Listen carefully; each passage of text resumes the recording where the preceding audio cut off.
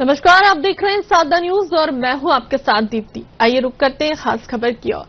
CM doctor Mohan Yadav ने आज उज्जैन में करोड़ों के विकास कार्यों का लोकार्पण और भूमि पूजन किया है।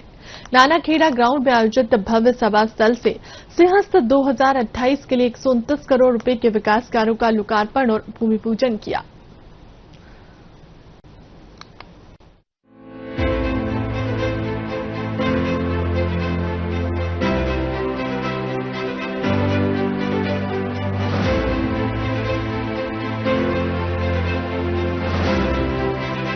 मुख्यमंत्री डॉक्टर मोहन यादव सोमवार को उज्जैन पहुंचे, जहां उन्होंने नानाखेड़ा ग्राउंड में बने भव्य सभा स्थल से सिंहस्थ 2028 के लिए 129 करोड़ की लागत से होने वाले अलग अलग विकास कार्यों का भूमि पूजन और लोकार्पण किया।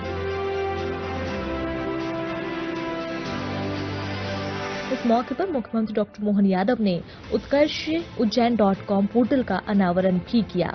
इसके साथ ही Kaushal Setu, industry lead skill development program और प्रोजेक्ट स्वाध्याय की भी शुरुआत की। ये सभी कार्य नगर निगम उज्जैन के माध्यम से शहर में कराए जाएंगे। आमतौर पे लोग घड़ी देखते हैं तो घड़ी सूर्य की परिक्रमा पृथ्वी लगाती है, इससे घड़ी का कैलकुलेशन होता है। 365 दिन में एक वर्ष पूरा होता है। हमारे 9 ग्रह में से सूर्य की परिक्रमा पृथ्वी कर रही, इसलिए हमारा स्टैंडर्ड टाइम उससे मिलता है। लेकिन हम जिसकी बात कर रहे हैं वो इससे और आगे जाके बात कर रहे हैं।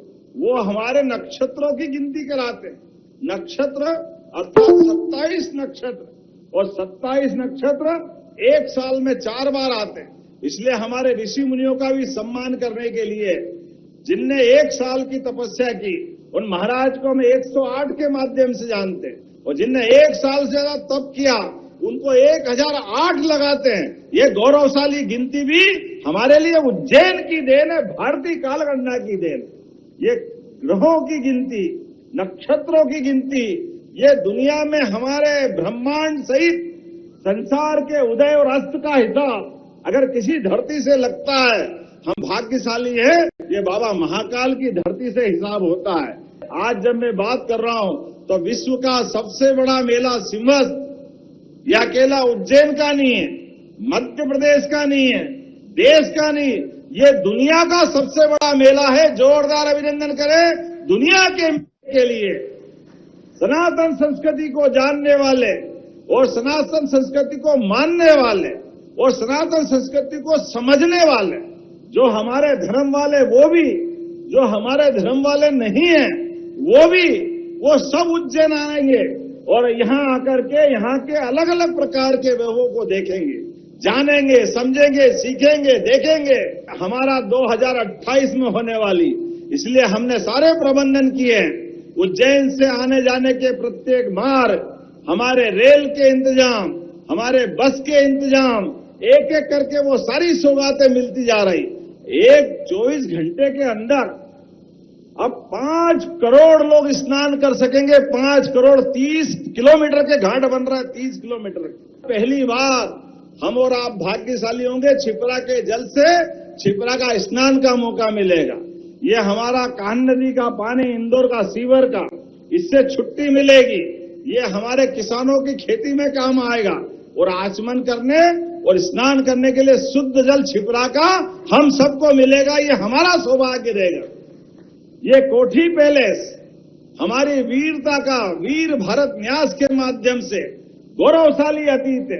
गौरव पांडव का महायुद्ध हुआ, उस महायुद्ध में महारथियों ने अपनी अपनी भूमिका कैसे अदा की।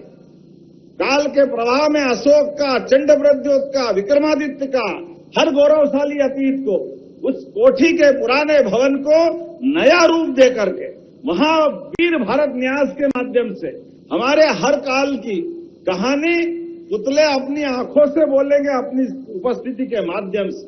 कामों को लेकर के भविष्य में 2028 में कुंभ मेला आया है। इससे हमारे पास ये मई 2025 चल रहा है और 2028 तक ये काम कंप्लीट करना है। इसलिए विभिन्न विभागों के अलग अलग मंजूरियां मध्य प्रदेश सरकार के माध्यम से बड़े पैमाने पर दी गई है। और मैं मान के चलता हूं उज्जैन और इंदौर संभाग में सभी, खास करके ओंकारेश्वर, महेश्वर, हमारे पशुपतिनाथ की नगरी मंदसौर, नलखेड़ा, शाजापुर जिले, आगर जिला, सभी जिलों के कामों को लेकर के समेकित रूप से ये पूरा इलाका एक तरह से भोपाल से लगा करके पूरा मालवा ये सिंहस्थ का एक पूरा कार्यक्षेत्र मानते हुए, और सिंहस्थ केवल मध्य प्रदेश का नहीं है, पूरे विश्व की शान है।